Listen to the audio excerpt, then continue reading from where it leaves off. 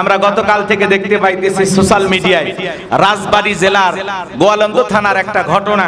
সে এলাকার নুরুল হক নামের একজন নুরাল পাগলা ইন্তিকাল করেছেন।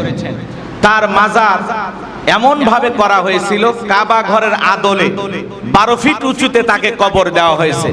এলাকার লোকজন বিভিন্ন ভাবে এই মাজারটা নিয়ে প্রতিবাদ করেছেন। প্রতিবাদ করতে গিয়ে প্রশাসনের সাথে আলোচনা হয়েছে, এলাকা ভিত্তিক আলোচনা হয়েছে। পরিশেষে সেই বিক্ষিপ্ত জনগণ গতকালকে সেই নুরা পাগলার মাজারে হামলা করে মাজার ভাঙচুর করেছেন। কবর থেকে লাশটা তুলে নিয়ে যায় রাস্তার ভিতরে আগুন দিয়ে লাশটাকে পুড়িয়ে ফেলেছে। জোরে বলেন নাউজুবিল্লাহ।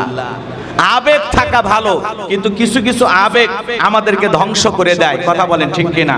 ইসলাম কখনো কবর থেকে লাশকে উঠিয়ে পুড়িয়ে ফেলাকে ইসলাম সমর্থন করে না। যেখানে নবী মুহাম্মদ সাল্লাল্লাহু আলাইহি সাল্লাম একজন ইহুদির লাশ দেখে দাঁড়িয়ে গেলেন, সাহাবায়ে কেরাম ডেকে বলেন, নবী আপনার সামনে যে লাশটা যায় এটা তো কোনো মুসলমানের লাশ নয়, এটা একজন ইহুদির লাশ। আল্লাহ রাসূল বলতেছেন সে ইহুদি না খ্রিস্টান আমি এই জন্য দাঁড়াই নাই, আমি দাঁড়িয়েছি সেও একজন মানুষ, এই দিকে তাকাই আমি সম্মান প্রদর্শনের জন্য দাঁড়িয়ে গেছি। বলুন আল্লাহু আকবার।